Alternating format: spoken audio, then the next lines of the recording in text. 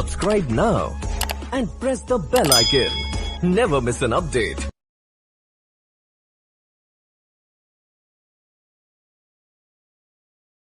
हम 12 वाली बैच में और आज फिर से हम एक फोल्डर बना लेते हैं।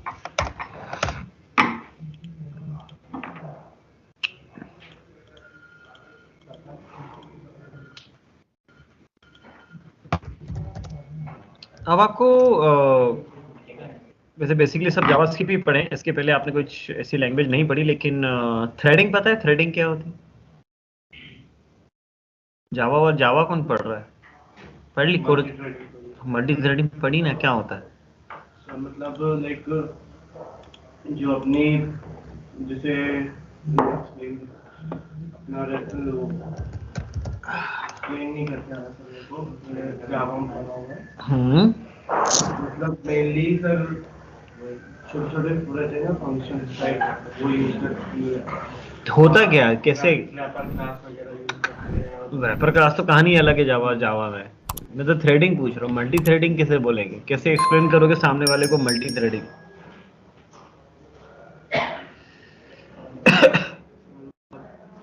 चीज देखिए पर बार डिफरेंट होगा। मतलब जैसे आ जाए कि मतलब जैसे एक व्हीकल है वो एक पर्सन के पास है, फिर देन इसको यूज कर रहे हैं तो सेकंड पर्सन भी यूज कर रहा है उसको। इसका मल्टी थ्रेडिंग से क्या लेना देना? मतलब पूरा अच्छे से मेरे को भी नहीं पता था, बट थोड़ा डिफिकल्ट है बहुत। मतलब अभी लास्ट क्लास में पढ़ा था बहुत। ठीक है, मल्टी थ्रेडिंग। बाकी और किसी को कुछ आइडिया? कहीं नहीं सुना थ्रेडिंग या मल्टी थ्रेडिंग?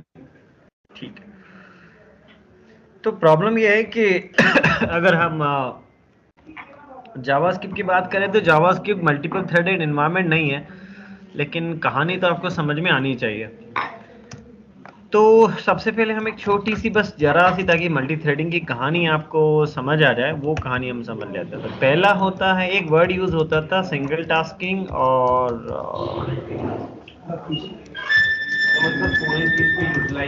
मल्टीटास्किंग, है ना? अभी आपको समझ में आ जाएगा। ये जो टर्म्स हैं ये बहुत पुरानी हो गई, जो अभी स्क्रीन पे मैंने लिखी है, सिंगल टास्किंग और मल्टीटास्किंग। जैसे अभी जब से आप कंप्यूटर चला रहे हो, as a user point of view से आपने आज तक सिंगल टास्किंग देखी भी नहीं। जब से आप कंप्यूटर चला रहे हो उस एंगल से अगर हम सोचें तो आपने आज तक कंप्यूटर में सिंगल टास्किंग कभी नहीं करी, क्योंकि आपने देखा भी नहीं सिंगल टास्किंग को। आप मोस्टली आपने कंप्यूटर चलाने स्टार्ट किया है तो एक्सपी मेरे हिसाब से आपका पहला ऑपरेटिंग सिस्टम होगा, विंडोज एक्सपी। इसके पहले का तो तुमने भी नहीं चलाया किसी ने ना। 95 होता था, एमई होता था, 93 होता था। तो प्रॉब्लम यह है कि सिंगल थ्रेडिंग आपने कभी चलाए ही नहीं है, देखा भी नहीं आपने सिंगल थ्रेडिंग। सिंगल थ्रेडिंग का सीधा सा मतलब है कि आपका जो कंप्यूटर है वो एट ए टाइम सिर्फ एक ही टास्क परफॉर्म करेगा, at a time single task perform करेगा। जबकि ऐसा होता नहीं, क्योंकि हम तो अगर एज ए यूजर के पॉइंट ऑफ व्यू से बात करें तो हम क्या करते हैं, गाना भी चल रहा है, टाइपिंग भी कर रहे हैं, ब्राउजर भी चल रहा है, एक से ज्यादा एप्लीकेशंस आप हमेशा रनिंग मोड में रखते हो, राइट? तो ये क्या है? ये मल्टीटास्किंग है। मल्टीटास्किंग का मतलब कि हमारा जो कोड है वो एक समय में एक से ज्यादा चीजों को मैनेज कर रहा है। This is what, this is multitasking. अब इसको अगर आप टास्क कह लो, या इसको आप एप्लीकेशन कह लो, या फिर आप इसको कोई प्रोसेस कह लो, आप ऐसा भी कह सकते हो प्रोसेस, राइट? यानी कि जहां पर मैं टास्क वर्ड यूज कर रहा हूं, इसको आप क्या ले सकते हो, प्रोसेस या फिर एप्लीकेशन। जैसे अभी क्या हो रहा है इसमें अगर हम समझें, तो मैंने यहाँ पर क्या क्या कर रखा है, एक नोटपैड ओपन कर रखा है, एक वीएस कोड चला रहा हूँ मैं, मेरा कंसोल भी चल रहा है ना? इधर मेरा स्काइप भी चल रहा है। तो मेरा कंप्यूटर क्या कर रहा है, एक साथ एक से ज्यादा एप्लीकेशंस मैनेज कर रहा है, और सारी एप्लीकेशन अपने अपना काम कर रही हैं पैरेलली, राइट? साथ में ऐसा नहीं हो रहा कि मैं अगर स्काइप चल रहा है तो मैं वीएस कोड नहीं चला सकता, या वीएस कोड चला रहा हूं तो मैं स्काइप नहीं चला सकता। ऐसा इन्वायरमेंट हमको नहीं मिल रहा। राइट? तो दिस इज मल्टीटास्किंग। और आपने सिंगल टास्किंग नहीं देखा है आज तक।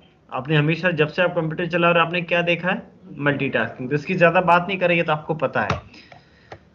लेकिन अब इसी के अंदर और डीप जाए तो फिर कहानी होती सिंगल थ्रेड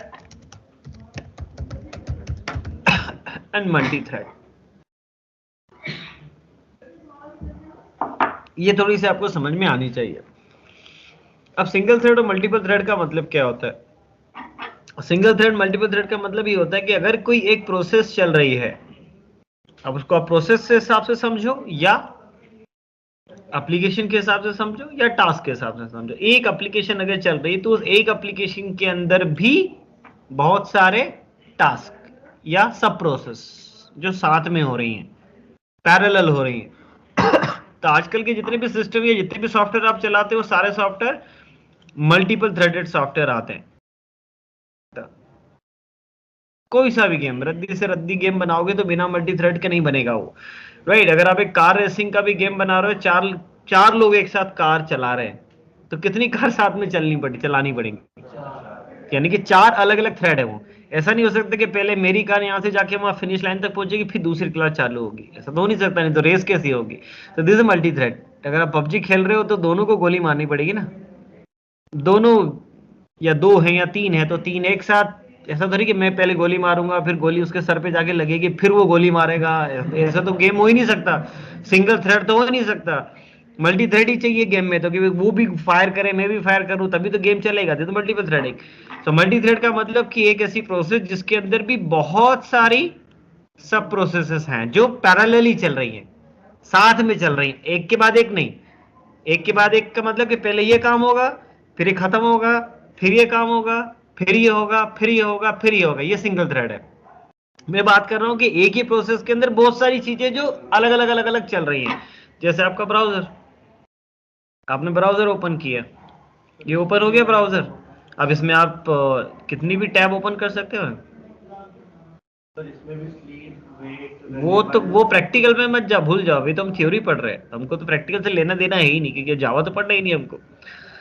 तो इस टैब पे मैंने यूट्यूब चला दिया, इस पे मैंने फेसबुक चला दिया, इस पे अमेजन चल रहा है, इस पे हो सकता है मैंने गाना.com पे कोई गाना चला दिया, यहाँ पे मैंने कुछ और कर दिया। तो अगर मैंने 5 टैब ओपन कर दिए, पांचों पे अलग अलग साइट ओपन है, तो पांचों अपना अपना काम कर रही ना, जबकि एप्लीकेशन तो एक ही है। ऊपर से मैंने 3-4 मूवियां डाउनलोड करने को लगा रखी हैं, तो वो अलग डाउनलोड हो रही हैं, राइट? तो हर एक चीज अलग अलग थ्रेड है, उसका एप्लीकेशन एक ही है, लेकिन उसी एक ही एप्लीकेशन के अंदर अलग अलग प्रोसेस वर्क कर रही है। इसे हम बोलते हैं मल्टी थ्रेडेड एनवायरमेंट।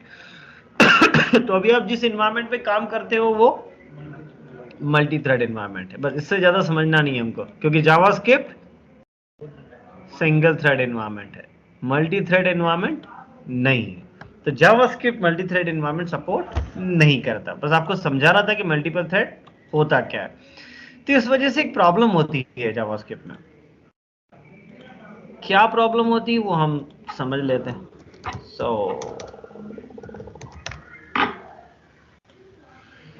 कि मान लीजिए मैंने यहां पर एक फंक्शन बनाया, नहीं नॉर्मल सा फंक्शन, एडिशन करवाना है मेरे, कोई बड़ा काम हम ले नहीं रहे।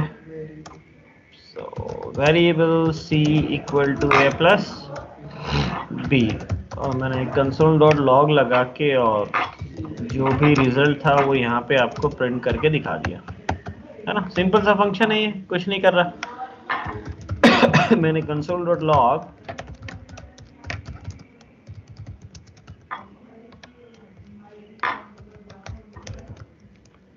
मैंने यहाँ पे 3 बार कंसोल डॉट लॉग लगाया, कोडबेटर इंदौर, यहाँ पे मैंने लिख दिया गुड मॉर्निंग, यहाँ पे मैंने थैंक्स लिख दिया। लेकिन यहाँ पर अब मैं बीच में इस ऐड फंक्शन को कॉल कर देता हूँ और जो भी वैल्यू मुझे देना थी वो वैल्यू मैंने भेज दी। प्रोग्राम का आउटपुट क्या आएगा?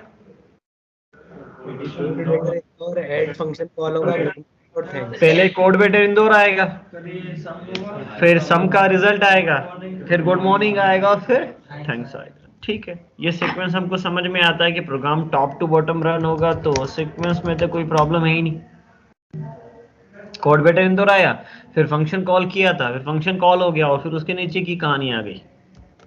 इसमें तो कोई डाउट नहीं। बस अब यहाँ पे एक प्रॉब्लम है।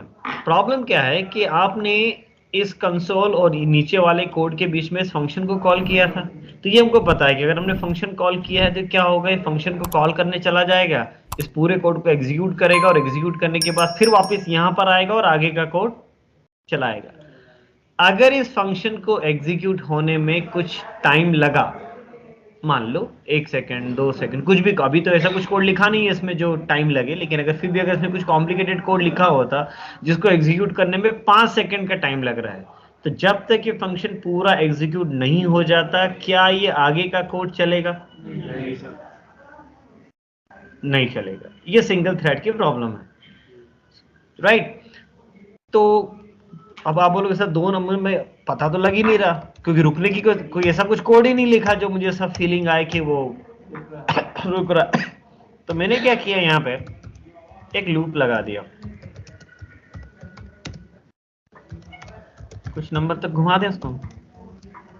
ये बात अलग है कि मैं लूप के अंदर कुछ लिख नहीं रहा, लूप खाली पड़ा है, लेकिन लूप इतना बड़ी डिजिट है ये, तो लूप चलाने में उसको टाइम लग जाएगा। देखें आप, ये अटक गया। बस हमने डिजिट इतनी ज्यादा बड़ी ना दी हो कि हमको ज्यादा वेट करना पड़े, तो डिजिट बड़ी है ना, तो छोटा कर दे थोड़ा, हम इतना इंतजार नहीं कर सकते। तो अब देखें, ठीक, अब ज्यादा छोटी हो गई, एक ठीक है, इतना इंतजार हम कर सकते हो। देखो आपको डिले मिला, आपको रुकावट मिल रही, क्यों? क्योंकि वो फंक्शन को एग्जीक्यूट करने में लगा है।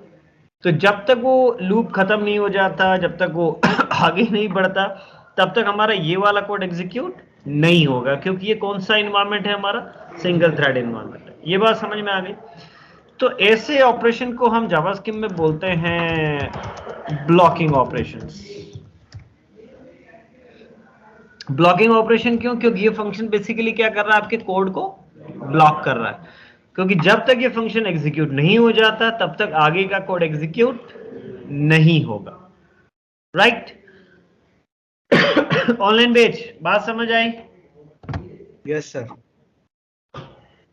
लेकिन अब आपको ये भी समझना है कि कभी कभी हमको ब्लॉकिंग की जरूरत होती है और कभी कभी ब्लॉकिंग की जरूरत नहीं भी होती। तो कहां पर क्या सिचुएशन है वो ये आपको ही डिसाइड करना पड़ेगा। ये मैं नहीं, बस आप समझ लो उस बात को कि भाई हमने एक फंक्शन चलाया, ये फंक्शन क्या कर रहा है, भाई हम इसको कुछ डेटा देंगे और ये डेटा रिसीव करके उसमें कुछ ऑपरेशन परफॉर्म करेगा और रिजल्ट कैलकुलेट करेगा। अगर ये फंक्शन जो रिजल्ट कैलकुलेट कर रहा है उस रिजल्ट से मुझे आगे कुछ काम करना है, मान लो ये जो 2 लाइन का कोड लिखा है ये उस रिजल्ट से जुड़ा है, तो मुझे ब्लॉकिंग चाहिए। क्यों? क्योंकि जब तक ये रिजल्ट कैलकुलेट ही नहीं करेगा तब तक मैं यहां कोड लिख के भी क्या कर लूंगा। आई बात समझ में? ये बिल्कुल वही बात है कि भैया आपको मान लो खाना खाना है घर पे संडे के दिन या वटेवर जो भी, तो खाना बनेगा फिर खाओगे कि पहले खाओगे? और राइट? सो अगर मम्मी कह रही है कि ये खाना बनने में आधा घंटा लगेगा तो आपको आधा घंटे तो इंतजार करना है, उसका कोई और रास्ता नहीं है, क्योंकि आप जो काम करना चाह रहे हो, क्या करना चाह रहे हो, खाना खाना चाह रहे हो, तो खाओगे कब? बनेगा, तो भले आधा घंटा लगे या 1 घंटा लगे, इसमें तो कुछ अल्टरनेट सॉल्यूशन नहीं है आपके पास कि आप मम्मी से बोलो चलो मम्मी एक काम करो पहले मैं खा लेता हूं तुम बाद में बनाते रहना। तो ऐसा तो पॉसिबल है ही नहीं, किसी भी केस में पॉसिबल नहीं है, पहले बनेगा, क्योंकि वही जो बनेगा वही तो खाना है तुमको, तो सीधी सी बात है। तो ब्लॉकिंग जरूरी है। तो ब्लॉकिंग का सीधा सा मतलब कि भाई ये फंक्शन भले कितना ही टाइम ले रहा हो, ये जो कैलकुलेट कर रहा है या व्हाटएवर जो भी रिजल्ट जनरेट कर रहा है उसी रिजल्ट को फिर मुझे आगे कुछ और फर्दर कोड लिखना है, तो मुझे ब्लॉकिंग की जरूरत है। लेकिन अगर मुझे अनब्लॉकिंग चाहिए टाइप की रिक्वायरमेंट हो, तो अनब्लॉकिंग मतलब कि भाई इस कोड का इस फंक्शन से कोई लेना देना नहीं है, ये अलग प्रोसेस है। तो मैं चाहता हूं कि तेरे को एडिशन करना है, तेरे को 2 मिनट लग रहा है एडिशन करने में, तू कर, पर मेरा ये कोड रुके ना, मेरा ये कोड भी आगे चल जाए, तो फिर ये प्रॉब्लम है, क्योंकि ये तो ब्लॉक कर रहा है। ये वही वाली, इसको इस तरीके से समझो कि मैंने पहला एग्जांपल क्या दिया कि भाई आपको खाना खाना है तो उसके लिए तो बनाना जरूरी है, ठीक है। अब आपको घर पे क्या करना है, संडे के दिन आप उठे, अब आपको टीवी देखना है, मान लो कुछ मैच वेच आ रहा है ना, मम्मी ने बोला नहीं तू मैच जब तक नहीं देखेगा जब तक खाना नहीं बनेगा। तुम बोलोगे इस बात में क्या लॉजिक, खाने का टीवी से क्या लेना है, तुमको बनाओ, तुम बनाओ, 2 घंटा लगे, 3 घंटा लगे, 10 घंटा लगे, मेरे को तो टीवी देखना है। फिर ये इसका क्या लॉजिक है कि जब तक खाना नहीं बनेगा तब तक तुम टीवी नहीं देखोगे, इसका तो कोई लॉजिक, हाँ खाने का लॉजिक है कि खाओगे जब तक नहीं जब तक बनेगा नहीं, बट टीवी का तो कोई लेना देना है नहीं। तो मैं चाहता हूं कि ये कोड इसके लिए रुके ना, यानी कि मुझे अनब्लॉकिंग एनवायरनमेंट चाहिए, ब्लॉकिंग एनवायरनमेंट नहीं चाहिए। अब ये कहानी अगर जावा जैसी लैंग्वेज या पाइथन जैसी लैंग्वेज में होती है तो हम क्या करते हैं, मल्टीपल थ्रेड बनाते हैं। थ्रेड का मतलब ये एक अलग थ्रेड होता है जो अलग काम करेगा, और ये एक अलग थ्रेड होगा जो अलग काम करेगा, और दोनों थ्रेड को हम स्टार्ट कर देंगे, दोनों अपना अपना काम करते रहेंगे। तो ये प्रॉब्लम वहां आती नहीं, लेकिन ये जावास्क्रिप्ट है, ये मल्टी थ्रेड एनवायरनमेंट सपोर्ट नहीं करता, राइट। तो ब्लॉकिंग होता क्या है, ये बात आपको समझ में आ गई। एक ऐसा फंक्शन जो कोई टास्क परफॉर्म कर रहा है जिसमें टाइम लगने वाला है, और मैं नहीं चाहता कि मेरा आगे वाला कोड इसके लिए रुके, राइट। भैया हो सकता है कि हम 2 लाइन का ही कोड चलाना है जिसका इससे कोई लेना देना नहीं, लेकिन ये 2 लाइन का कोड चलता नहीं, क्यों, क्योंकि ये ब्लॉक है। तो मुझे इसको अनब्लॉकिंग पैटर्न शिफ्ट करना है, तो वो काम हम करेंगे कैसे। कोडिंग का सीधा सा रूल है कि भाई अगर फंक्शन को मैंने कॉल कर दिया यहां पर, तो जैसे ही मैं फंक्शन को कॉल करूंगा तो ये कहां चला जाएगा, एग्जीक्यूशन पे, और जब तक इसका एग्जीक्यूशन खत्म नहीं हो जाता तब तक ये यहां पे वापस नहीं आएगा। तो हम इसको अनब्लॉकिंग पे कैसे चलाएं पहले तो, हाँ, तो उसके लिए हम कौन सा फंक्शन यूज करते हैं, सेट टाइम आउट, है ना। अब उसकी थ्योरी हम अच्छे से पढ़ लेंगे, बेसिकली आपको फंक्शन चलाना आता है। इंटरवल क्या करता है, इंटरवल बार बार चलाता है, एक से अगर आपने 1 सेकंड का इंटरवल दे दिया तो हर 1 सेकंड में उस फंक्शन को बार बार बार बार बार बार, और टाइम आउट सिर्फ एक बार, ठीक। तो देखो अभी तो हम पहले इसको चला के देखें कि क्या होता है। तो मैंने कौन सा फंक्शन चलाया, क्योंकि मुझे बार बार तो चलाना नहीं था, ठीक। अब सेट इंटरवल जब हम चलाते तो उसका पहला आर्गुमेंट क्या होता, पहला आर्गुमेंट क्या होता, हाँ वो फंक्शन जिसे आपको चलवाना था। हमारा फंक्शन कौन सा है, ऐड, और दूसरा आर्गुमेंट, तो मैंने इसको क्या दिया,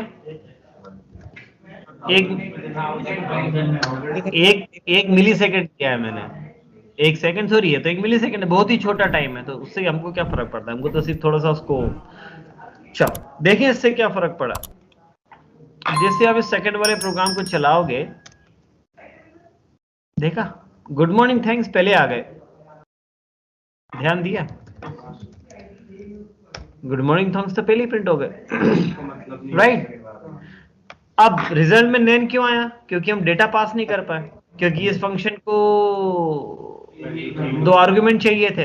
अब हमने फंक्शन तो कॉल किया ही नहीं, तो हम उसको डेटा सप्लाई नहीं कर पाए, तो ए और बी की वैल्यू क्या हुई होगी, नैन, तो नैन आ गया, तो हम वैल्यू सप्लाई करना है। तो सेट टाइम आउट का एक तीसरा आर्गुमेंट भी होता है, ये वो कहता है कि मुझे रेस्ट में वो सारे आर्गुमेंट बता दो जो आप इसको देना चाहते हो। तो मैंने उसको 55 और 43, आप आर्गुमेंट ऐड फंक्शन को नहीं दे रहे, आप आर्गुमेंट किसको दे रहे हो, सेट टाइम आउट को। सेट टाइम आउट क्या करेगा, इतने मिली सेकेंड के बाद इस फंक्शन को कॉल करेगा और ये डेटा आर्गुमेंट में सप्लाई कर देगा। तो वो जो नैन की वैल्यू आ रही वो नहीं आएगी, लेकिन देखो हमको ब्लॉकिंग नहीं मिल रही है। ऐड फंक्शन को भले कितना ही टाइम लगना हो, भले हम यहाँ पे एक वैल्यू बढ़ा लेते हैं, इससे क्या फर्क पड़ता है, मैंने यहाँ पे वैल्यू बढ़ा दी तो अब आपका फोन और डिले पे चला गया। लेकिन देखो गुड मॉर्निंग थैंक्स हमारा पहले आ चुका है, क्योंकि हमारा ब्लॉक जो कोड था हमारा वो ब्लॉकिंग पे नहीं गया। गुड मॉर्निंग थैंक्स के लाइक मिलीसेकंड यूज हो रहा है। अब सवाल ये है कि ब्लॉकिंग क्यों नहीं हुआ, राइट। तो ब्लॉकिंग इसलिए नहीं हुआ क्योंकि आप ब्लॉक तब होते हैं जब आप फंक्शन आप खुद चलाते हो। यहां पे आपने फंक्शन एग्जीक्यूट किया क्या इस जगह पे, अच्छा मुझे एक बात बताइए, यहां पे हमने कौन सा फंक्शन एग्जीक्यूट किया, हाँ हमने ऐड फंक्शन एग्जीक्यूट नहीं किया, राइट। हमने तो टाइम आउट का एग्जीक्यूट किया, इसको बोला कि तू इस फंक्शन को 1 मिली सेकंड के बाद चला देना, और ये सेटअप हो गया। अब ये जब चलाएगा तब चलाएगा, लेकिन आगे का कोड ये तो चल गया ना, ये क्यों रुकेगा, ये वाला कोड किसके लिए रुकेगा? सेट टाइम आउट के लिए। तो सेट टाइम आउट तो बस टाइमर सेट कर रहा है, टाइमर सेट कर दिया उसने, टाइमर सेट करके वो आगे बढ़ गया। अब जब इसका टाइम खत्म होगा तब जावास्क्रिप्ट का जो एनवायरनमेंट है इंटरनली वो इस फंक्शन को कॉल करेगा। तो आपने तो कॉल किया ही नहीं ना, जब आपने कॉल ही नहीं किया तो आप क्यों रुकोगे वहां पे, राइट? लेकिन अब बेसिकली इससे होता क्या है वो मैं आपको समझा देता हूं।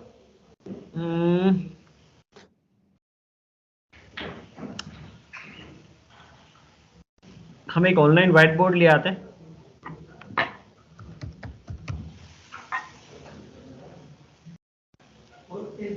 क्या हुआ? वो जब नल चालू कर रखा किसी ने? भाई आ जाओ, आप तो बंद कर दो दरवाजा। वो लखन को ही लगाओ। तो पानी एकदम से कैसे आ गया? वो ये जो नाचे नहीं आ रहा।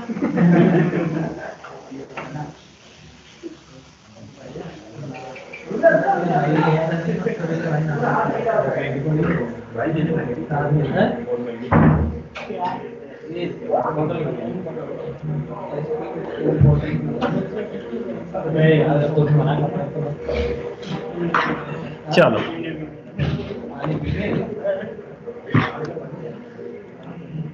अच्छा स्टैक क्यों पता है? स्टैक क्यों पता है?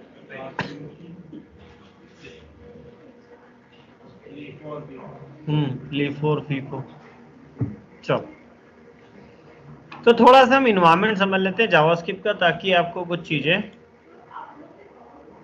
क्या होता है कि जावास्क्रिप्ट जो कोड एग्जीक्यूशन करता है ये होता है, इसे हम बोलते हैं जावास्क्रिप्ट में कॉल स्टैक, राइट? ये बेसिकली ये मैनेज करता है कि अभी कौन सी चीज एग्जीक्यूशन में आ रही है। यानी कि अगर कोई फंक्शन एग्जीक्यूट हो रहा है, कोई सा प्रोग्राम एग्जीक्यूट हो रहा है, तो उसको कौन मैनेज करेगा? ये जावास्क्रिप्ट के अंदर एक ही कॉल स्टैक होता है, मल्टीपल कॉल स्टैक नहीं होते। ये एट ए टाइम सिर्फ एक ही प्रोसेस मैनेज कर पाएगा, मल्टीपल प्रोसेस एक साथ मैनेज नहीं कर सकता, राइट? अब होता ये कि जावास्क्रिप्ट के अंदर एक और एनवायरनमेंट होता है। ये जो मैंने राउंड बना रहा हूं, ये आप इस तरीके से समझो कि ये जावास्क्रिप्ट का एनवायरनमेंट है, जेएस एनवायरनमेंट, राइट? इसके अंदर एक चीज होती है, इसको मैं स्टार करके बना रहा हूं ना, क्योंकि हमारे पास एक्चुअली कुछ है नहीं बताने के लिए, और ये कहलाता है टाइमर, जिससे आप सेट इंटरवल और सेट टाइम आउट जैसे फंक्शन चलाते हो। अब जब भी कोड में आप कौन सा फंक्शन चलाते हो, या तो आप सेट टाइम आउट चला रहे हो या फिर इंटरवल चला रहे हो, राइट? तो जब भी आपने इन दो फंक्शन में से कोई सा भी एक फंक्शन कॉल किया तो यहां पर एक एंट्री हो जाती है। कहां पे एंट्री होगी? टाइमर के पास।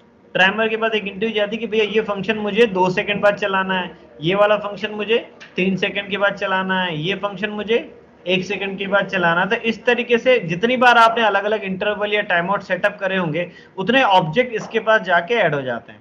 सबका अपना टाइम ड्यूरेशन रहता है कि इसको 2 सेकंड के बाद चलाना है, इसको 3 सेकंड के बाद, इसको 4 सेकंड। तो टाइमर ये मैनेज करता है कि जैसे आपने फंक्शन चलाया तो एक एंट्री यहाँ पे होगी, जैसे इसका टाइम खत्म होगा तो इस फंक्शन को कहां पे डालना है? कॉल स्टैक में, ताकि प्रोग्राम रन हो पाए, राइट? लेकिन एक प्रॉब्लम है। प्रॉब्लम ये है कि जावास्क्रिप्ट हमेशा एक ही प्रोग्राम मैनेज कर सकता है। तो मान लीजिए आपने यहाँ पर कोई एक फंक्शन ऐड किया था, आपने उसको टाइम दे रखा था 2 सेकंड का, तो हुआ जैसे सेटअप किया उसके बाद 2 सेकंड हुए। अब 2 सेकंड के बाद टाइमर कहाँ डालने जाएगा इसको? और उस वक्त अगर कॉल स्टैक पे पहले से कोई प्रोग्राम रन हो रहा होगा तो अब वो रन नहीं हो सकता। ये क्यों वेट करेगा? अब जावास्क्रिप्ट को पता था कि ये प्रॉब्लम हो सकती है, क्योंकि जावास्क्रिप्ट का एनवायरनमेंट एट ए टाइम एक ही प्रोसेस मैनेज करता है, तो ये काम होगा कैसे? तो इसके लिए जावास्क्रिप्ट एक कंसेप्ट यूज करता है। अब यहाँ पे एक बक्सा और बनाना पड़ेगा, ये होती है क्यू। क्यू पता है क्या होती है? हाँ, फर्स्ट इन फर्स्ट आउट। जो आप टिकट खिड़की की मूवी या किसी का भी टिकट लेते हो आप, वो फीफो होती है। फीफो मतलब फर्स्ट इन, जो पहले आया। तो अभी हम मान के चलें, इसको कुछ इस तरीके से समझो आप कि ये वाली प्रोसेस जो मैंने लिखी थी यहाँ पे,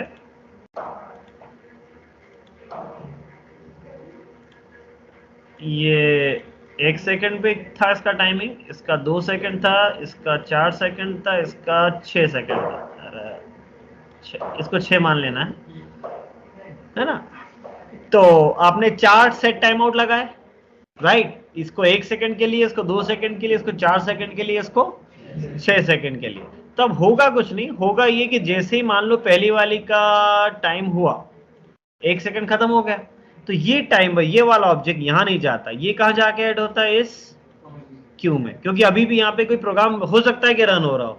तो जैसे इसका 1 सेकंड हुआ तो ये क्यू में जाके ऐड हो जाएगा, जैसे इसका 2 सेकंड खत्म होगा तो ये भी क्यू में जाके, इसका 4 सेकंड होगा तो ये भी क्यू में जाके ऐड होता है। लेकिन ये किस सीक्वेंस में ऐड होंगे, फर्स्ट इन फर्स्ट आउट। जो पहले आया होगा वो पहले प्रोसेस होगा, जो बाद में आया वो बाद में प्रोसेस होगा।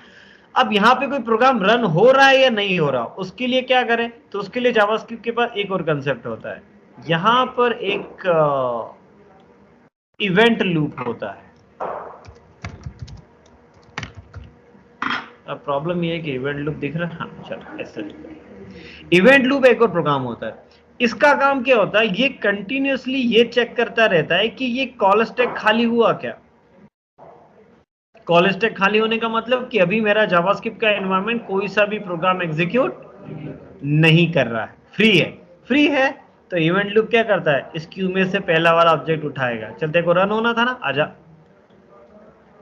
ये क्यू है, क्यू के अंदर ये टाइमर क्या करेगा, जिन जिन का टाइम होता जाएगा उनको क्यू में डालता जाएगा, और क्यू में आने के बाद इवेंट लूप ये ट्रैक करता है कि क्या ये कॉल स्टैक खाली हो गया, हाँ खाली हो गया, तो इसमें से पहला ऑब्जेक्ट उठाएगा और उठा के किस में डाल देगा, कॉल स्टैक में। एग्जीक्यूट होगा वो फंक्शन, जैसे एग्जीक्यूट उसका फंक्शन खत्म हुआ, कॉल स्टैक फिर खाली हो गया, फिर इवेंट लूप ढूंढने का भी अगला कौन सा, ये रहा, फिर इसको उठा के इधर डाल देगा। तो इस तरीके से चीजें मैनेज होती है इंटरनली। लेकिन जावास्क्रिप्ट मल्टी थ्रेड एनवायरनमेंट नहीं है, सिंगल थ्रेड एनवायरनमेंट है। तो आपने जब यह टाइम आउट सेटअप किया तो इस लाइन से सिर्फ क्या हुआ था, इस लाइन से फंक्शन एग्जीक्यूट नहीं हुआ, इस लाइन से इस फंक्शन की एंट्री हुई, कहां पे, टाइमर के यहाँ। क्यू को मैनेज करने आपके पास मल्टीपल टास्क होंगे ना, ऐसे आपने 10 टाइमर सेटअप कर दिए है ना। अब ऐसा भी तो हो सकता है कि 10 का जैसे टाइम होगा तो रनिंग मोड में आएंगे, पर रनिंग कर नहीं सकते ना, क्यों, क्योंकि यहाँ तो बंदा एक ही है। तो टाइमिंग सेम होता तो सब आ जाते 1 बाय 1 खट खट खट खट इसके अंदर, फिर लेकिन उठेगा उठाएगा तो वो एक ही। जावास्क्रिप्ट के साथ प्रॉब्लम ये है कि ये एनवायरनमेंट मल्टी थ्रेडेड नहीं है, ये एट ए टाइम एक ही टास्क करेगा। 6 सेकंड अपन पहले नहीं, कहाँ ले रखा 6 सेकंड, जैसे लेंगे जैसे फर्स्ट उसमें अपन, तो जो जिनका भी टाइम खत्म होगा वो कहाँ आते जाएंगे, अंदर। सबका सेम टाइम होगा तो फिर सबका सेम टाइम होगा तो फिर तो दोनों को उठा देगा वो, आगे पीछे कुछ भी हो सकता है उसमें, फिर आप श्योरिटी नहीं हो सकती कि कौन सा पहले चलेगा कौन सा बाद में, लेकिन वो तो सेम टाइम होगा तो दोनों को उठा देगा वो। 6 पहले होगा तो सर ये 6 पहले क्यों, जाएगा। अरे नंबर वाइज सेकंड वाइज आएगा ना, पहले किसका टाइम खत्म होगा, बोलना चाह रहा है जैसे आगे का अपने सर, 10 उसका सेकंड मतलब है कि दिए, 6 और पीछे 2 सेकंड आगे दिए, वो तो पहले 2 सेकंड वाला आएगा फिर बाद में वो आएगा। घड़ी में पहले कौन किसका टाइम पहले आएगा, 2 सेकंड का कि 10 सेकंड वाले का, 2 सेकंड वाले का। तो जैसे उसका 2 सेकंड खत्म हुआ वो क्यू में आ जाएगा। अच्छा सर वो अपन देख, अभी इसको मैं प्रैक्टिकली भी करके दिखा दूंगा, ये पूरी झांकी बाजी आपको चलती हुई दिख जाएगी, पर अभी ये बात समझ में आई। ऊपर के सर उससे मतलब नहीं, लेकिन timing से मतलब हाँ टाइमिंग से मतलब है, नंबरिंग से कोई मतलब कोई मतलब नहीं है। राइट। ये सारे कहानी अभी मेरे से थ्योरी समझ में आ जाए, क्योंकि प्रॉब्लम ये जावास्क्रिप्ट के साथ कि ये क्या नहीं कर सकता।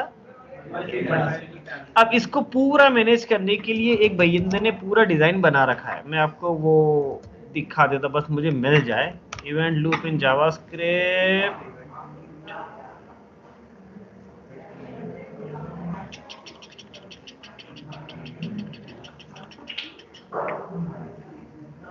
विद एग्जांपल नहीं,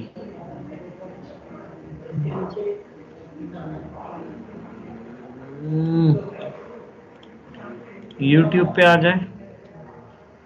सर ये तो फिर ड्रॉबैक हो जाएगा।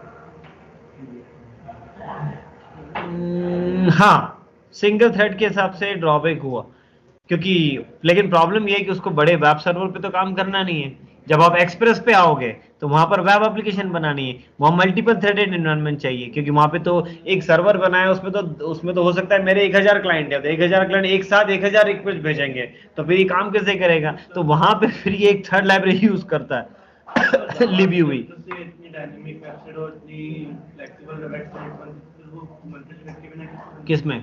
जावास्क्रिप्ट से बनती है। उस तभी तो उसमें लिब्यूवी यूज होता है। वो तुम वहां पढ़ोगे जो जिनको एक्सप्रेस पढ़ना है। अभी तो हमको सिर्फ ये कहानी समझनी, तो मैं एक वीडियो ले आता हूँ बस, मुझे उसकी लिंक नहीं याद, तो यहाँ से मिल जाएगा। एक मिनट, शो मोर, ये है कहाँ है, फिर मैं देख लूँगा, क्योंकि इसने उसको प्रैक्टिकल दे रखा है। ऑनलाइन ऑनलाइन कौन कौन है?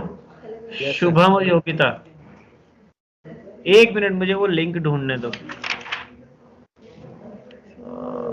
हाँ, आकाश, आदर्श, आलोक, अमित, आशुतोष, नितिन, रौनक, ऋतिक, रोहित, संगम, शिवानी, शिवराज, शुभम पांडे, शुभम राव, तनीषा, कौन? यश, जयश्री, ऋतिक, ठीक है। सो ऋतिक जायसवाल। ये एक यूआरएल सेंड कर रहा हूं मैं आपको। यहाँ पे आपको जावास्क्रिप्ट के इवेंट लूप का पूरा बंदे ने डायग्राम बना रखा है, तो जिससे मैं आपको समझा रहा था, यानी कि मैंने जो डिजाइन बनाई थी वो ये रही के कॉल स्टैक, तो इसने ये कॉल स्टैक बना रखा है, ये रहा। जिससे मैं टाइमर बोल रहा था, वो तो टाइमर है, लेकिन जावास्क्रिप्ट में हम उसे बोलते हैं वेब एपीआई। तो यहाँ पे वो टाइमर सेटअप होगा, ये रही वो कॉल बैक की क्यू, और ये रहा आपका इवेंट लूप। तो अपन क्या कर सकते हैं कि अपन अपना वाला कोड यहाँ से कॉपी मार लें और यहाँ ला के पेस्ट कर दें। अब जैसे मैं इसको रन करूंगा तो आपको समझना है कि यहाँ पे देखना है कहाँ पर क्या क्या हो रहा है, राइट। तो जैसे मैंने इसको रन किया, ये देखो कोड बेटर रन हुआ, फिर टाइमर सेट हुआ, ये रहा आपका टाइमर, राइट। यहाँ पे आपका एक मिनट, टाइमर बहुत अच्छा, आपने 1 सेकंड दिया था ना, तभी टाइमर अपन को दिखा नहीं, रुक जा रहा भाई। अपन इसको 2 सेकंड तो दे, क्योंकि ताकि अपन को समझ में आए। तो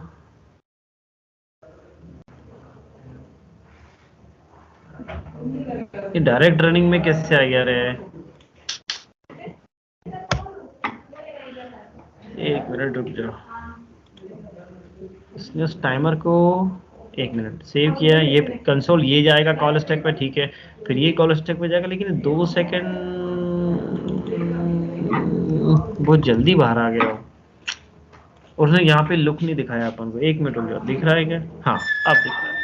अब देखो ये घूम रहा है, ये इंतजार कर रहा है 10 सेकंड का, और 10 सेकंड के बाद जब ये पहले ये क्यू में आएगा, देखना क्यू में आके फिर कॉल स्टैक में जाएगा। ये क्यू में गया वही, लेकिन कॉल स्टैक में क्यों आया? क्योंकि कॉल स्टैक खाली था। अगर कॉल स्टैक खाली नहीं होता तो कॉल स्टैक में उस वक्त नहीं आता, ठीक है। अब इसी बात को समझने के लिए अब हम क्या करें कि इसको हम 5000 है ना, अरे रुक जा, 2 टाइमर सेटअप कर देते हैं। ये रहा टाइमर, इसको मैं सिर्फ 2 नहीं, काम करते 4 सेकंड का टाइम देते हैं। इसमें वैल्यू अलग दे देता हूँ, भले 11:22 है ना।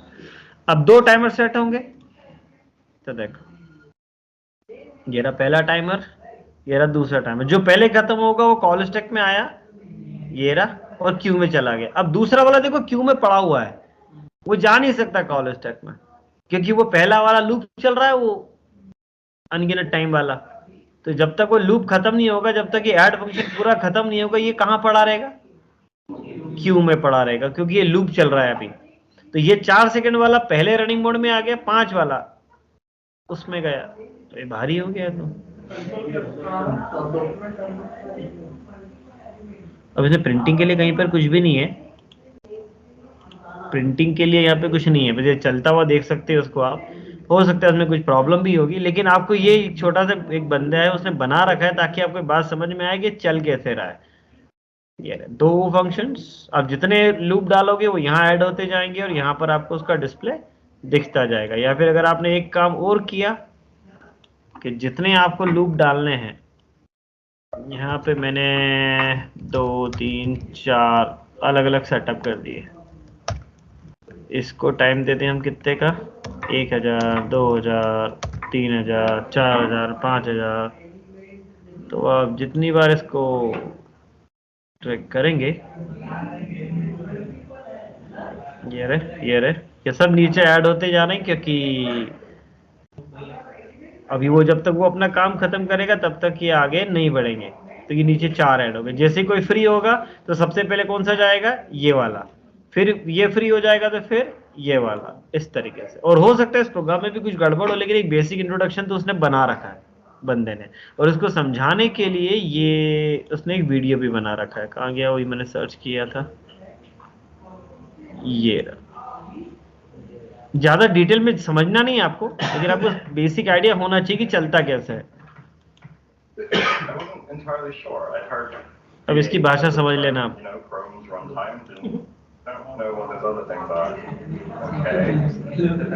तो ये बेसिकली समझा रहा है कि इवेंट लूप काम कैसे करता है, यानी कि जावास्क्रिप्ट का एनवायरनमेंट जो है वो काम किस तरीके से करेगा, राइट।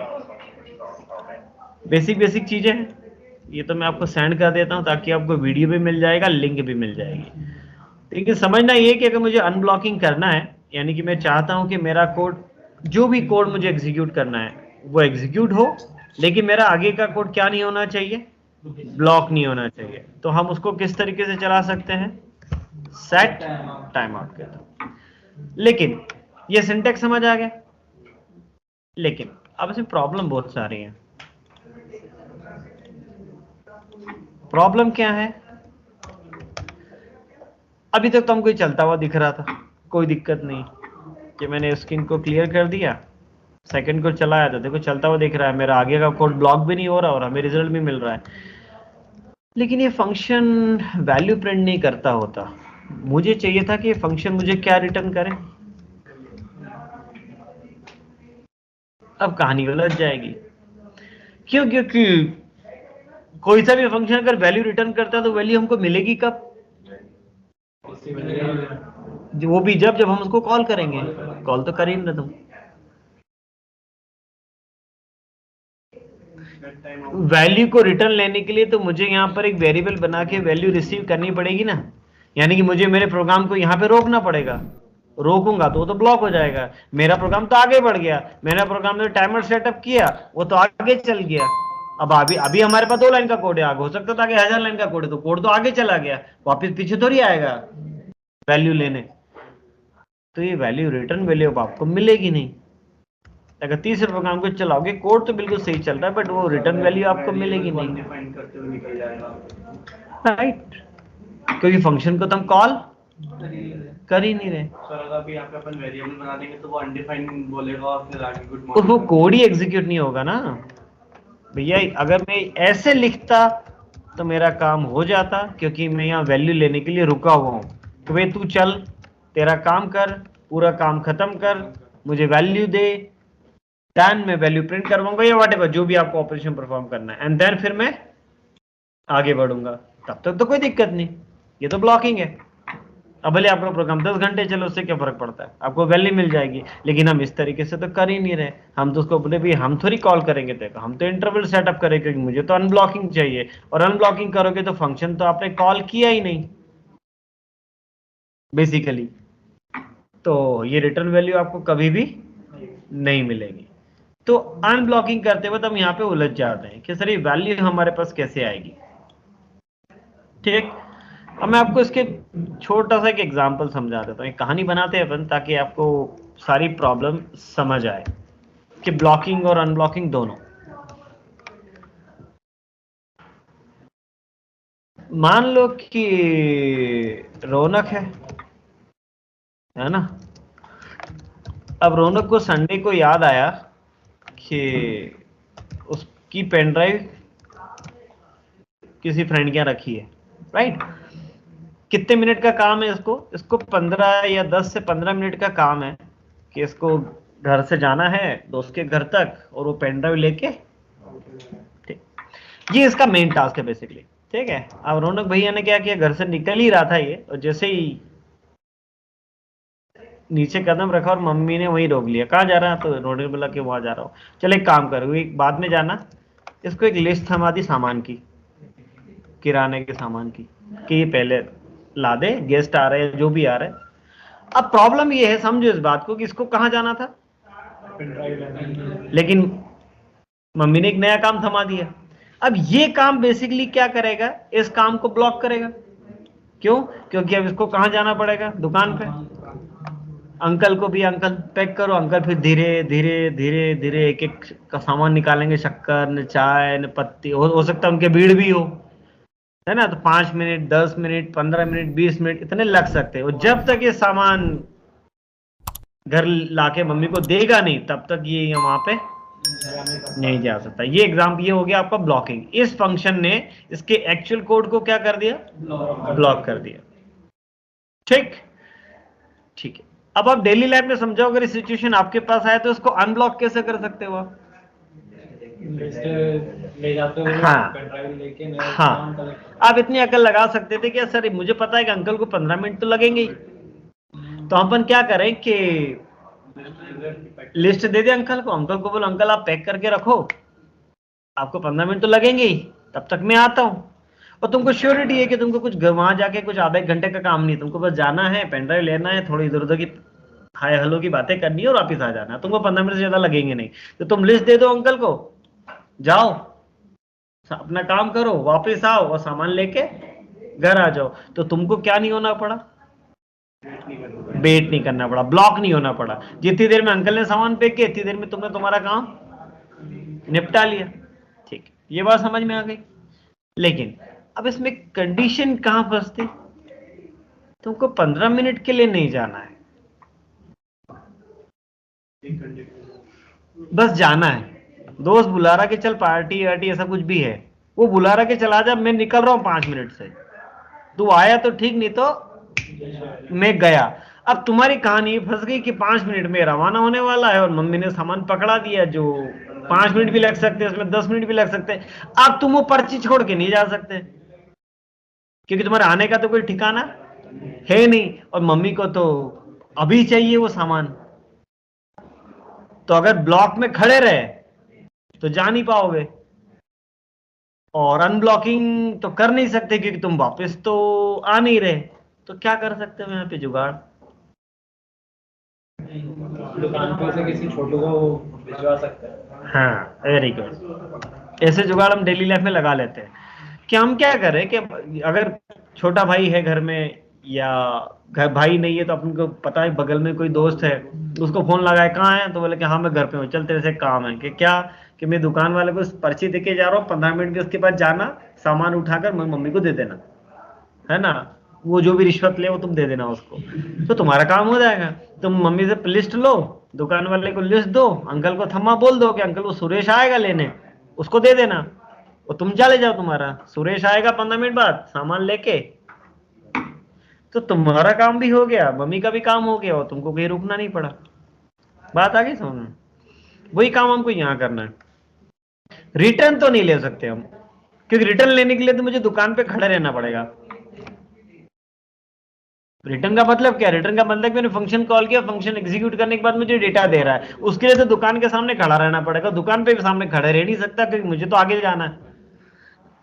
तो क्या करें, छोटू लाओ, जैसा अभी तुम छोटू लेकर आए बीच में, कि छोटू को बोल दे कि तू डेटा ले आना, तब यहाँ पे हमको छोटू ऐड करना पड़ेगा। हाँ, इस फंक्शन को हम एक तीसरा वेरिएबल देंगे, और वो तीसरा वेरिएबल एक फंक्शन होगा जिसे कहा जाता है कॉल बैक। ये बात है कि ये टर्म हम पहले भी यूज कर चुके हैं। हाई ऑर्डर फंक्शन में हमने देखा था कि किसी फंक्शन को अगर कोई दूसरा फंक्शन सप्लाई कर रहे हैं तो वो कॉल बैक कहलाता है। तो यहां पर हमको उसको एक फंक्शन देना पड़ेगा, कॉल बैक फंक्शन। इसको नाम कुछ भी दे सकते हो, लेकिन मोस्टली हम जनरल पर्पज में इसका नाम कॉल बैक ही देते हैं। एक ऐसा फंक्शन जो अभी कॉल नहीं हो रहा, बाद में कॉल होगा। इसका काम क्या होगा, हमने फंक्शन को कहा देख ऐड को तू ये 2 डेटा ले ले, इसको प्रोसेस कर, तेरा काम खत्म हो जाए ना तो हम तो वहां खड़े मिलेंगे नहीं, हम तो गए। तो तू करेगा क्या, तू ये डेटा इस फंक्शन को दे देना, तू इस फंक्शन को कॉल कर देना, और जो भी डेटा तुझे देना है मुझे वो इस फंक्शन को दे देना। अभी इस फंक्शन की जवाबदारी कि फंक्शन मुझे डेटा ला के दे। तो आपके ऐड फंक्शन के कितने आर्गुमेंट हो गए, 3, 2 नंबर और 1, तो वो तीनों आर्गुमेंट यहां से सप्लाई करने पड़ेंगे। तो 2 तो आपने सप्लाई कर दिए, तीसरा भी सप्लाई कर दे। तीसरा क्या है, एक फंक्शन है ना, ठीक है तो दे दो एक फंक्शन। एनोनिमस फंक्शन तो हम पढ़ चुके, और ये फंक्शन क्या करेगा, वो डेटा रिसीव करेगा जो वहां से भेजा होगा। अब डेटा रिसीव करके आपको क्या करना है वो आप यहाँ लिख देना, मैं तो सिर्फ प्रिंट करवा रहा हूं। तो आप देखोगे आपकी ब्लॉकिंग भी नहीं हुई, गुड मॉर्निंग थैंक्स भी आ गया, और जब कैलकुलेट हो जाता है डेटा तो आपको 98 भी मिल गया। क्या करना है अब 98 का, वो आप यहाँ पे कोड लिखोगे। तो ये वो फंक्शन है जो डिसाइड करेगा कि जब डेटा मिलेगा तो ये हमारा छोटू है, अगर आप मान के चलो तो, राइट। हमने तो टाइम आउट सेटअप किया और हम आगे चल दिए, हमको उससे कोई लेना देना नहीं। फंक्शन क्या करेगा, अपना काम खत्म करेगा, और जो भी डेटा मुझे सप्लाई करना है वो इस कॉल बैक को दे देगा, और इस कॉल बैक के अंदर हम वो कोड लिख देंगे कि डेटा आ गया, हाँ आ गया, चल ठीक, अब कर अब काम। क्या करना है वो कोड आप कहां लिखोगे, इस कॉल बैक के अंदर। तो हम ब्लॉक भी नहीं हुए, हम नॉन ब्लॉकिंग कोड हमने चला लिया, और हमको वो डेटा भी मिल गया जो हमें मिलना चाहिए था। बात समझ में आ गई। तो ये ऐसे उटपटांग कोड अभी आपको देखने को मिलेंगे आगे चलकर, क्योंकि जावास्क्रिप्ट मल्टी थ्रेडेड नहीं है तो मल्टीपल थ्रेड नहीं बना सकते, बट हम अनब्लॉकिंग तो कर सकते हैं, राइट।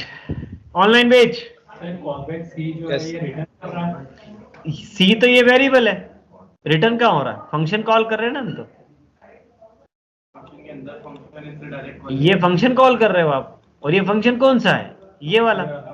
बस यहां से हमने वो फंक्शन भेजा, इसने वो रिसीव किया, और पूरा एग्जीक्यूशन होने के बाद वो डेटा इस कॉल बैक को दे दिया। और फंक्शन के अंदर फंक्शन इससे डायरेक्ट कॉल नहीं करेगा सर ये फंक्शन करना पड़ेगा। भाई तो थोड़ा सा फंक्शन ये ऐड चला, फिर उसके अंदर ए बी कॉल, लास्ट बार बोला है, तीसरी बार बोला है। अरे अरे अरे तो रुक जाओ, सर ये फंक्शन ऐड चला और ए बी कॉल बैक ये वाला चला, फिर ये जो भेजा ना, ये क्या है, फंक्शन है, ये हमने यहाँ से आर्गुमेंट में भेजा, रिसीव किसने किया, कॉल बैक, कॉल बैक ने, और यहाँ पे हमने उसको कॉल कर लिया, ठीक है। तो और ये- इसको वो डेटा दे दिया जो हम देना चाहते थे। तो ये ए और बी जो एडिशन होके सी में गया, ये रिजल्ट सी, और सी से किसके पास आएगा, डेटा के पास, क्योंकि आपने यहाँ से अगर आर्गुमेंट भेजा है तो यहाँ पे आपने आर्गुमेंट रिसीव करा है ना। और अब यहाँ पे आप वो कोड लिखोगे जो आप डेटा मिलने के बाद करना चाहते हो, ठीक। इसको समझ में नहीं आता। अरे तुम कहाँ झगड़ते, फालतू फालतू झगड़ते हो तुम, मतलब सर बीच में टोकना मुझे पसंद है। हाँ हाँ ठीक है, हाँ ठीक है, चलो इधर आ। एक बार दो बार छोड़ देता हूँ, फिर तीसरी बार नहीं। हाँ तो सर इनके रुके नहीं। अरे चलो आओ इधर आओ, है ना, ये समझ में आ गई बात। तो ये एक सिंपल सा कोड है कि कॉल बैक किसे बोलते हैं। यही काम फिल्टर भी करता है, फिल्टर भी आपसे कॉल बैक लेता है कि भाई मुझे वो फंक्शन दे दो जो चेक करके बताएगा, ठीक है। वहां पे टाइम की कॉम्प्लेक्सिटी आ सकती थी, क्यों, क्योंकि अगर अरे बहुत ज्यादा बड़ा है तो, लेकिन अभी हमको जब इस टाइप का कुछ काम करना है, जैसे अब आगे चल के आप डेटाबेस से डील करोगे ना, एसक्यूएल पढ़ लिया आपने, अनुराग सर ने पढ़ा दिया तुमको एसक्यूएल, है ना, लेकिन वो तो तुम लोकल में चला रहे थे, तो वहां तो तुम सिलेक्ट क्वेरी खट खट खट खट लिखते हो, फट से आ जाता है। जब रियल सर्वर पे चलेगा, है ना, तो वहां डाटा इतनी जल्दी नहीं आता कि तुमने क्वेरी चलाई खट खट खट फट से डेटा आ गया, वहां तो टाइम लगता है। तो अगर मेरे पास एक रिक्वेस्ट आए कि मुझे ये टाइप का डेटा चाहिए, और आपने डेटाबेस से कहा कि ये क्वेरी रन करके दे, तब डेटाबेस आपको कितनी देर में रिजल्ट देगा, हो सकता है 1 सेकंड में, हो सकता है 2 सेकंड में, हो सकता है 3 सेकंड में। तो आपको क्या चाहिए, आपको ब्लॉकिंग इन्वायरमेंट चाहिए कि नॉन ब्लॉकिंग चाहिए, तो वो आपको डिसाइड करना पड़ेगा। ब्लॉकिंग चाहिए तो फिर आपको इसकी कॉल बैक की कोई जरूरत नहीं, नॉन ब्लॉकिंग चाहिए तो ये इन्वायरमेंट है कि जो नोड काम कैसे करता है। और ये ज्यादा यहाँ यूज नहीं दिखेगा आपको, यहाँ पे कम, रिएक्ट में आपको ये सिंटेक्स कम देखने को मिलेगा। ये सिंटेक्स आपको जो फुल स्टैक वाले हैं, जो आगे चल के एक्सप्रेस पढ़ने वाले हैं, वहां पे आपको ये सिंटेक्स ज्यादा देखने को मिलेगा। लेकिन ये समझना है कि हाँ भैया ये ऐसा चलता है, क्यों, क्योंकि थोड़ा सा ये अनमैनेजेबल है। है ना। इसका एक मैनेजेबल वर्जन है जो हम रिएक्ट में समझेंगे और एक्सप्रेस में भी, और वो है प्रॉमिस।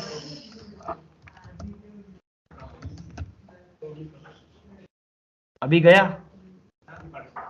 वहां परसों है ना। अब प्रॉमिस का क्या होता है, प्रॉमिस के बेसिकली दो ही रिजल्ट होते हैं प्रॉमिस के, कि भी आप किसी को कोई वादा करते हो तो या तो वो फुलफिल हो जाता है, या आपने प्रॉमिस कर दिया कि ऐसा करूंगा तो, या फिर नहीं होता, फेल हो जाता है वो। तो इस चीज को इंटरनली मैनेज करने के लिए एक और कंसेप्ट है आपके पास, प्रॉमिस, जो हमको रिएक्ट में पढ़ना पड़ेगा, लेकिन है वो वही, क्योंकि ये मैनेजेबल नहीं है। मैनेजेबल का मतलब देखो इसमें गड़बड़ क्या है, गड़बड़ ये है कि जैसे आपने कॉल बैक तो लगा दिया, कॉल फंक्शन को बोला कि भैया तेरे को डेटा दे दिया जाएगा, यहां पे अगर कोई एरर आ गई तो किसी वजह से कोई एरर आ गई, आ सकती है। अभी तो ऐसा कुछ कोड नहीं लिखा जिसमें एरर आए, लेकिन रन टाइम पे कुछ ऐसा कोड लिखा जिसमें एरर आ गई। अब एरर आ गई तो कॉल बैक तो कहता है मुझे डेटा भेजो, अब इसको यहाँ पे डेटा मिल गया, तब इसको ये कैसे पता पड़ेगा कि ये डेटा सही है या गलत है, ये तो कुछ पता ही नहीं हमें टेक्निकली देखा जाए तो फिर कहानी थोड़ी सी अनमैनेजेबल हो जाती है। उसके लिए हम प्रॉमिस देखेंगे आगे चल के, लेकिन आपको ब्लॉकिंग और अनब्लॉकिंग समझ में आनी चाहिए, एक बेसिक सिंटेक्स का चलाना कैसे है। ठीक, बात समझ में आ गई। तो मोस्टली हमें अब एक मॉड्यूल पढ़ना है, मेन कहानी, और हम रिएक्ट शुरू कर देंगे। तो कल हम मॉड्यूल की कहानी पढ़ लेंगे, 15 को फिर आपका डेटाबेस का सेशन है, तो अपना 16 से उसमें जो वो एडिशन होके जो सी गया था, हाँ, तो फिर ये लेना डेटा के अंदर क्या था? डेटा में वही तो आया सी,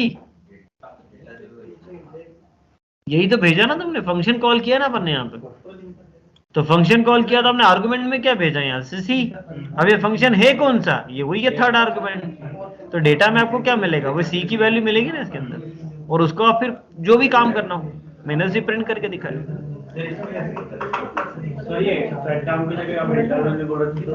इंटरवल क्यों लगाएंगे, मुझे ऐड फंक्शन एक ही बार चलाना है ना, बार बार थोड़ी चलाना है। हाँ, बार बार चलाना होगा तो फिर तुम इंटरवल लगाओ, लेकिन ऐसा तो करना ही नहीं है। ठीक है, सो मॉड्यूल वाली कहानी पढ़ लेंगे हम कल, और फिर आपकी वेडनेसडे को डेटाबेस की क्लास होगी, और उसके बाद फिर अपन रिएक्ट स्टार्ट कर पाएंगे। हाँ, सिंक्रोनस मतलब सिंक्रोनस और असिंक्रोनस, चलिए ये वाला वर्ड भी समझ लो, ये वर्ड भी आ गया तो ये वर्ड भी समझ लेते हैं। सिंक्रोनस का मतलब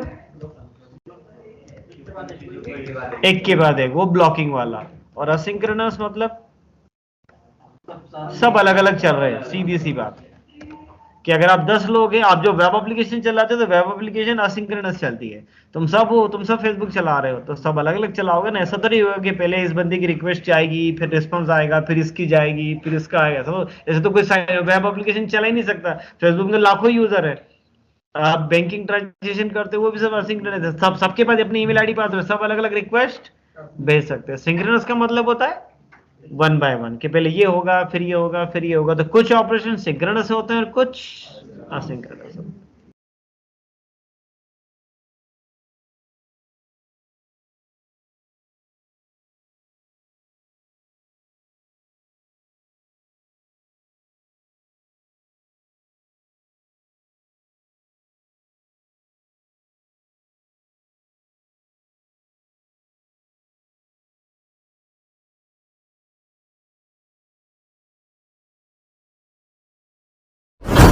Subscribe now and press the bell icon. Never miss an update.